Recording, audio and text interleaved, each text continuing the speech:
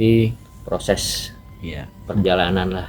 Semuanya belajar, benar. kita belajar, saya juga belajar sampai sekarang. Wah, apalagi saya nih ya lagi belajar banget ini. Karena ilmu Tuhan itu wah, luar biasa, Iya. luas, Iya. banyak gitu. Nggak terhitung lah pokoknya. Berarti sangat berkaitan loh, bukan ada kaitannya lagi, bukan ada kaitan tetapi sangat berkaitan. Sangat berkaitan. Ya kurang lebih begitu ya. Sepanjang masih menyadari ya kan, menyadari proses kehidupan. Oke, banyak juga yang terjadi di taraf kehidupan secara duniawinya. Dia lagi di puncak nih ya, di puncak kejayaan lah, dia bisa beli itu beli apa ya, mewah lah kurang lebih. Tiba-tiba jatuh nih ya, tiba-tiba jatuh ya, banyak lah yang terjadi, bisa sampai stres macam-macam. Terus itu menyikapinya sebenarnya harusnya seperti apa sih yo kan gitu. Boleh nggak sharing-sharing gitu, berbagi pengalaman seperti itu gitu loh. Karena banyak orang yang dari puncak tiba-tiba jatuh gitu loh. Itu ya kan, itu kalau udah begitu kan, oh, itu sakitnya namanya disakit apa ya, sakit pikiran ya, materi juga sih. Bukan pikiran doang. Yang namanya udah di atas ya kan, posisi udah di atas, entah itu apa namanya kedudukan itu kan, kedudukan posisi duniawi ya kan, Iya.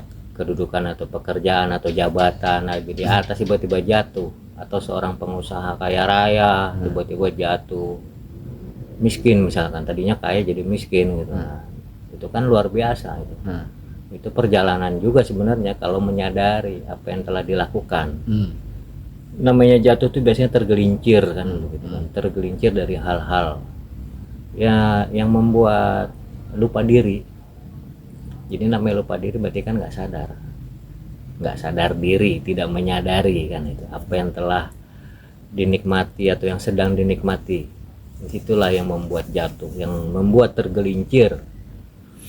Jadi ya gimana, jangan menyalahkan yang lain-lain, apalagi menyalahkan Tuhan gitu kan. Waduh itu repot itu urusannya kan. Itu harusnya dia mengkoreksi ketika dia di atas, sekarang berada di bawah. Kenapa sih gue bisa, saya tuh jadi seperti ini gitu ya, dipelajari ya dipelajari lah situ ya, coba direnungkan katanya kan, apa yang telah terjadi, apa yang sedang terjadi kan itu. Berarti jangan selalu jangan disesalinya, jangan kelamaan lah gitu jangan. Setelah menyesal ya udah sadari gitu ya. Nah, kita ambil satu contoh gini deh, maaf ya, ini ya kembali contoh yang belum lama terjadi lah. Ini salah satu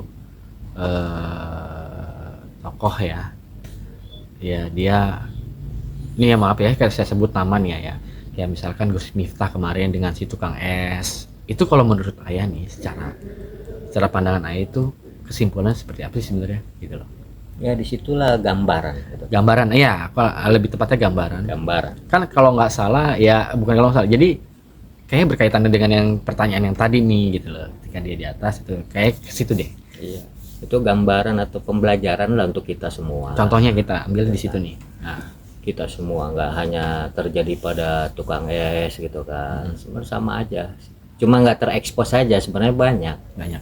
Yang tadinya di bawah tiba-tiba ada di atas ya kan itu. Yang tadinya di atas derajatnya misalkan tiba-tiba dengan cepat bisa turun, bisa jatuh. Karena apa kan itu?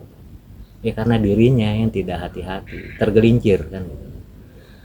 Dengan apa bisa tergelincir? Bisa juga dengan ucapan kan itu, dengan perilaku, ucapan.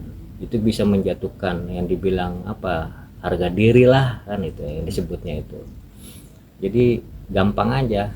Atau misalkan ada ungkapan Tuhan itu sangat mudah membolak-balikkan hati manusia atau ciptaannya itu. Ya dari manusia itu sendiri juga yang nggak mawas diri, nggak menyadari.